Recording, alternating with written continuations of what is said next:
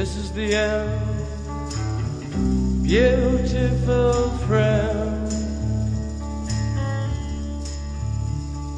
This is the end, my only friend. The end of our elaborate plans. The end of everything that stands. The end, no safety or surprise. The end, I'll never look into your eyes again.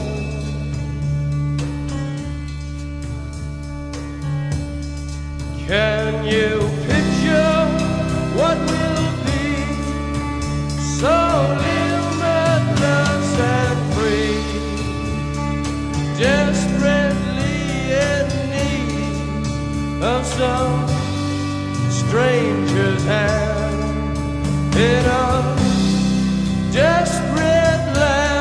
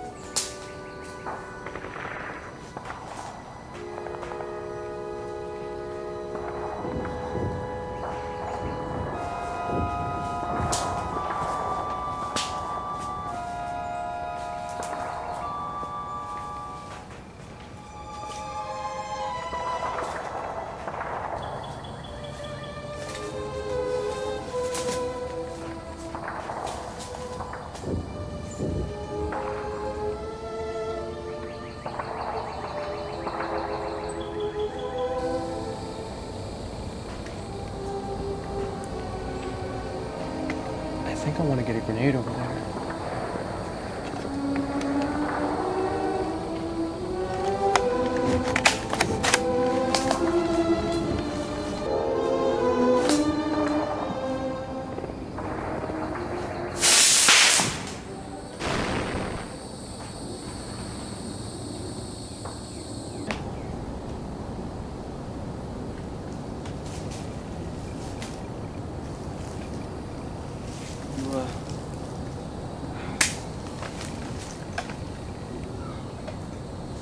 Think you got anything?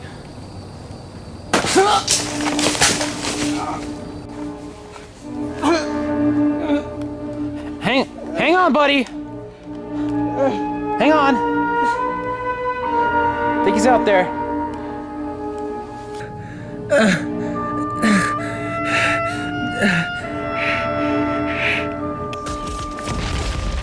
It's okay, buddy. It's okay.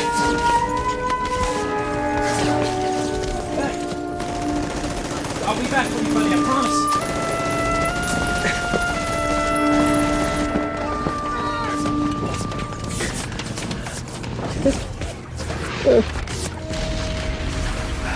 Oh, God.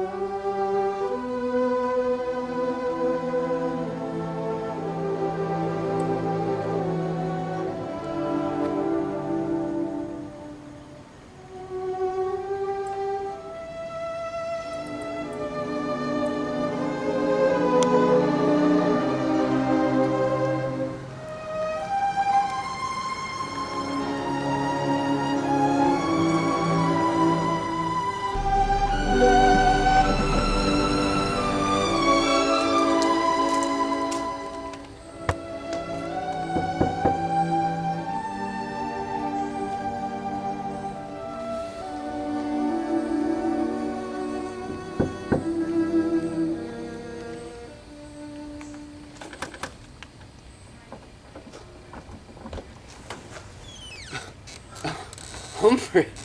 Hello, Lester. Come on in.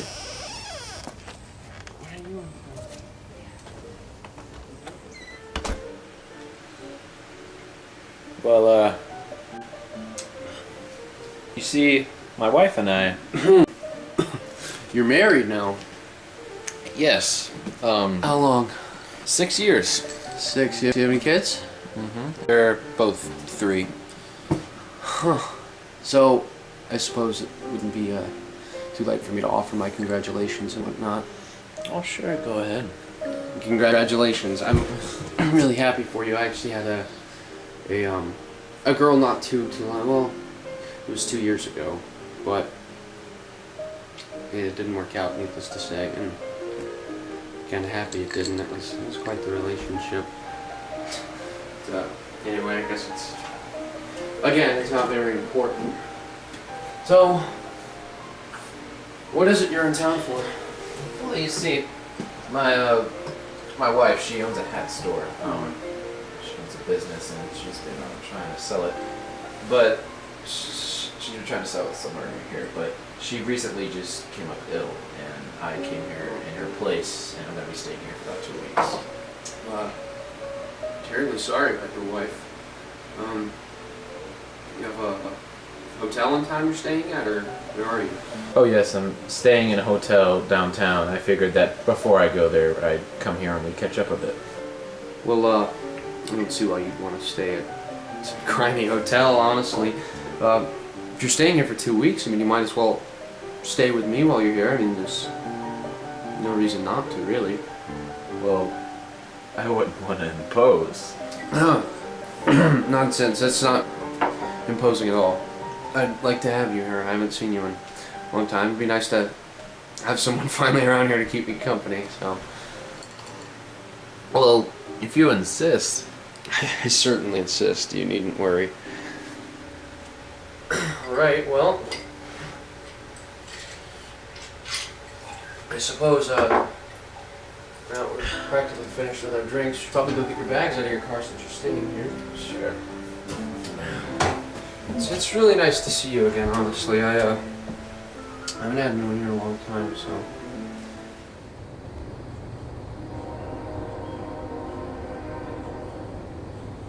Well, I was actually planning on going hunting tomorrow at some point. I don't know if it'd be, a burden at all to carry a rifle. I hope not, but, Oh, no. I was wondering if maybe you'd like to go with me. There's not much to catch, but it's nice to go out and get fresh air, you know. Yeah, sure. I would love to. All right. Well, what time do you plan on waking up? I don't know, just whatever time is the right time, you know? All right. Well, whatever conveniences you.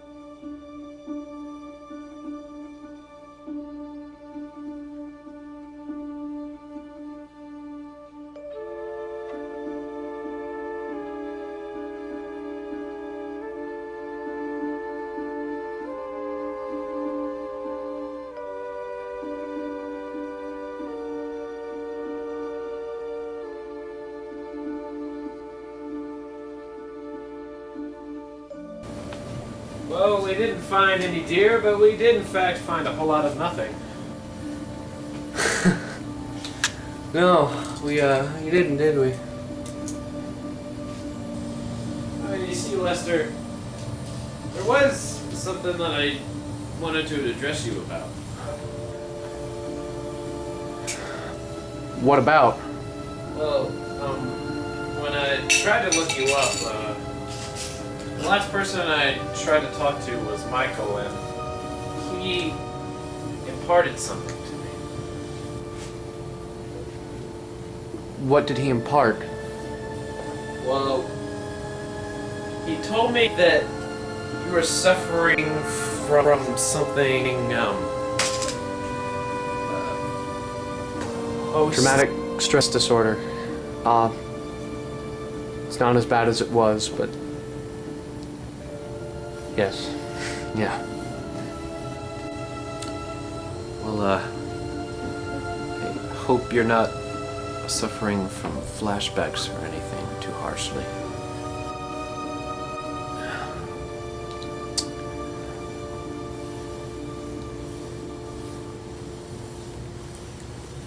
I haven't suffered from anything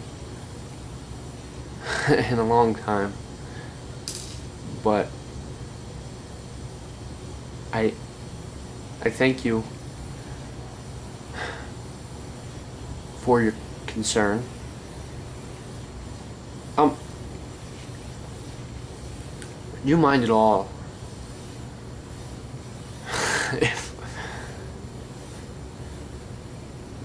I asked you an honest question, since we're talking a bit seriously now? Of course, Lester.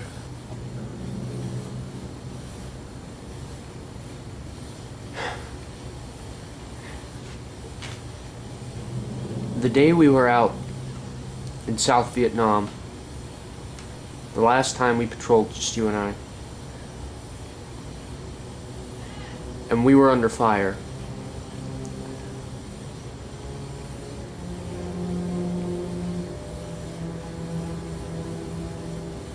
I got word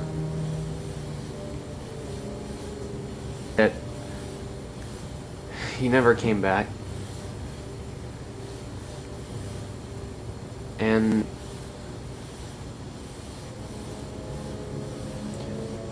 I'd like to know why you didn't. Well, that day I just ran off, and I was nervous and I panicked, and I was firing at things that I thought were there but really weren't. And I didn't know what to do. I was running everywhere trying to find help for you. And I had to spend the night there in the forest because I couldn't find any help. There was nowhere to run. The next morning, a platoon of soldiers came and found me, and I explained to them that you were wounded out there, and there were Viet Cong coming, and they just flat out told me that you were dead, and there was no choice. I mean, there was no turning back and finding you or giving you any help, Lester.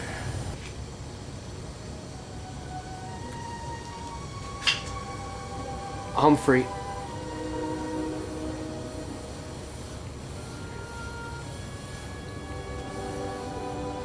I don't suppose it ever occurred to you, and it wouldn't have occurred to me. I don't think it's anything that anybody could have recognized at any given time under any suspicion or presumption. We didn't fire on the Viet Cong. We fired on our own men. They were stationed on the opposite side of the brush, and we acted stupidly, not knowing what we were firing at. The grenade I sent, you remember the grenade, wounded one of the men fatally. There was 2 men with light machine guns and the rest with automatic rifles that fired upon us. And of course I was wounded. After you ran off, they continued to fire for a little bit longer maybe, and then they came across the brush to investigate and found me there. The whole thing was an incident. I was put on a patrol boat and taken upriver, and after being at a medic station for a while, I was sent home. And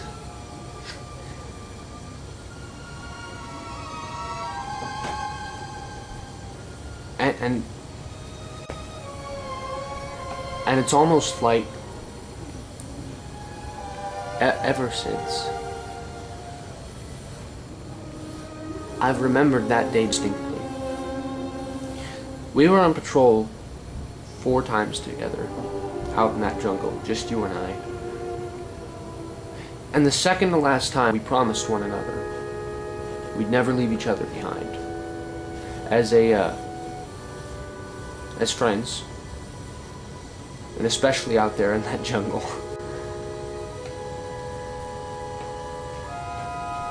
And I suppose that I took it harshly because it was, in essence, a broken promise. I'm terribly sorry, Lester. I don't want you to be sorry.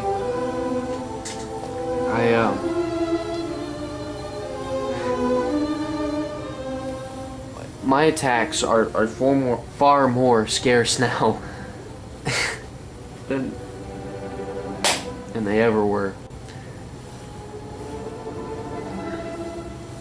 And but when I encountered them,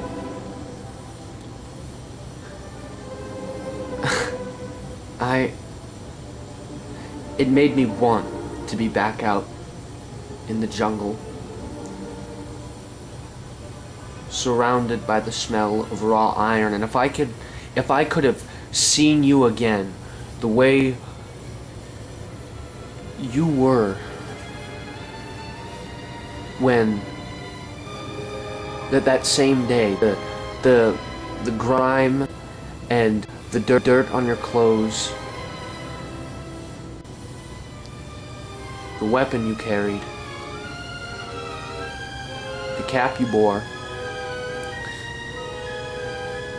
standing in a lawless region,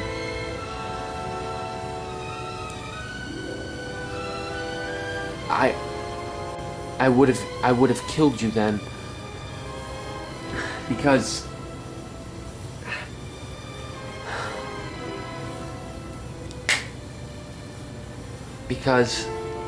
I felt less of a man and more of an animal than I could have ever dreamed.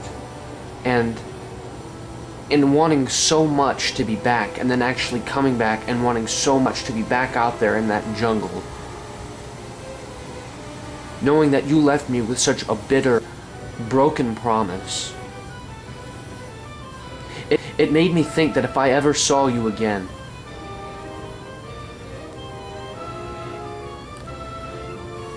what I wouldn't give to see you suffer the same way I did, physically and emotionally. I don't feel that way anymore, and I don't resent you or hold any contempt for you, but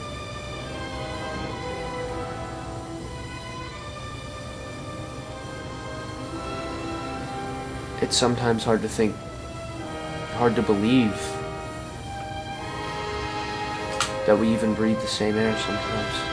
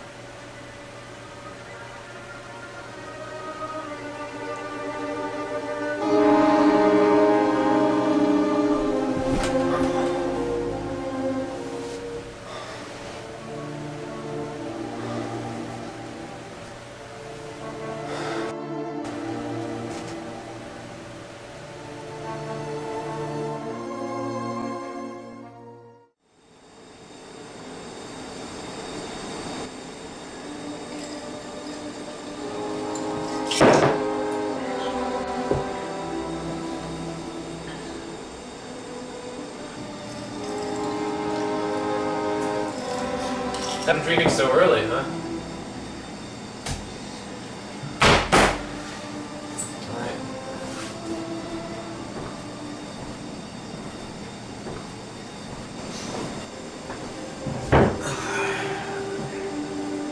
Look, I have an engagement in about an hour, just outside of town. I should be gone. I plan on being gone all day. So, you're free to use the house, telephone, television, refrigerator, shower, anything really. Oh, that's very kind of you, but I actually have an appointment today myself with the man who's buying my wife's hat shop.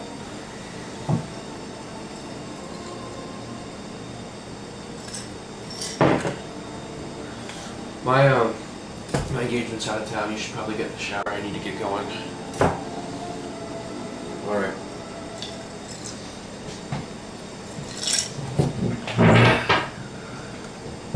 See you later, Lester.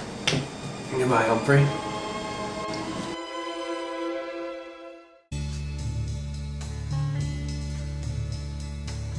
Come on, baby, take a chance with us.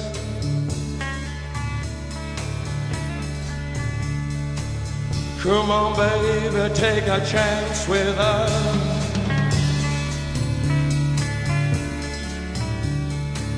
Come on, baby, take a chance with us and meet me at the back of the blue bus. Do not blue rock on the blue bus. Do not.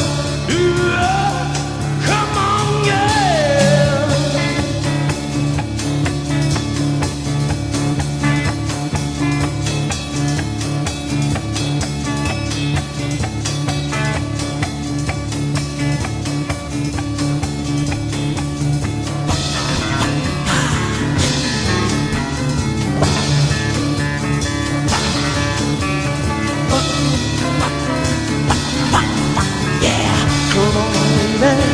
Come on, baby. Yeah.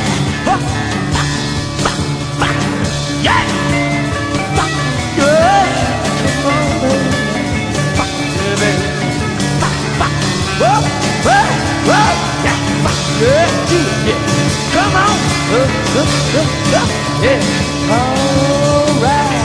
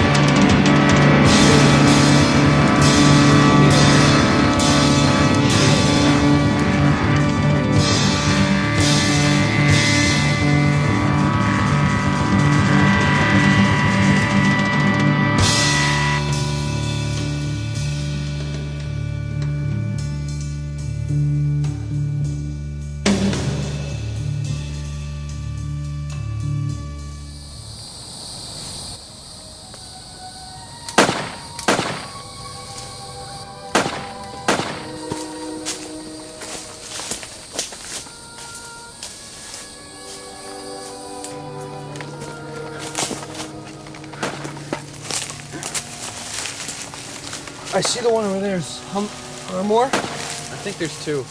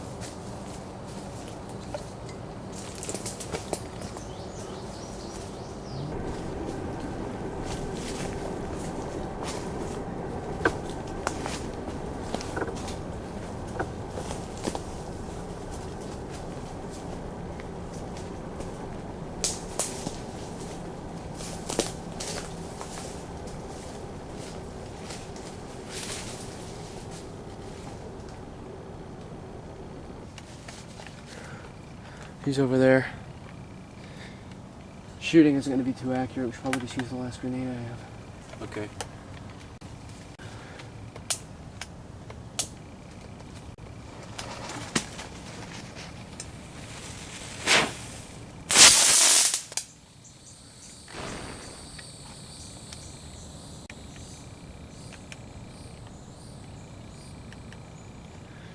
I think I got him.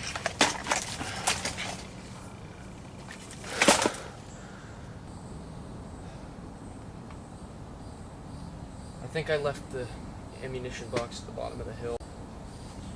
I'm gonna go grab that. You just stay here and cover for me, okay? All right.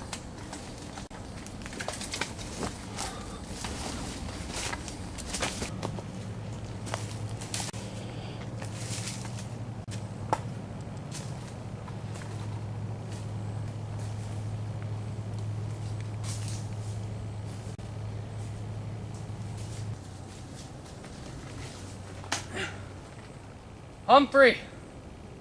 Coming, Lester.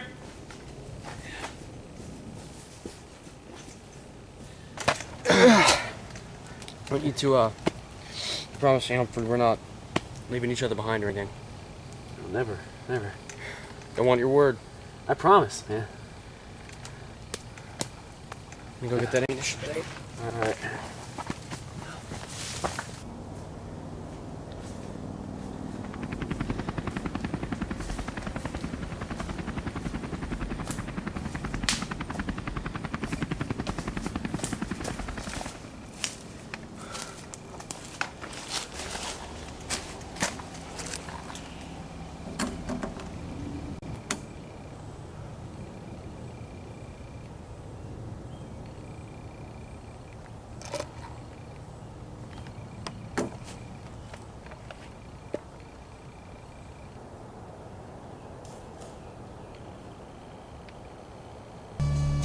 This is the end, beautiful friend.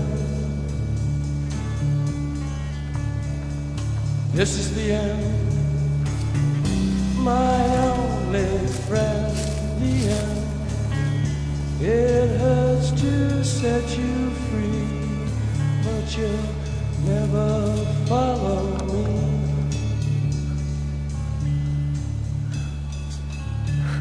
The end of laughter and soft light. The end of nights we try to die.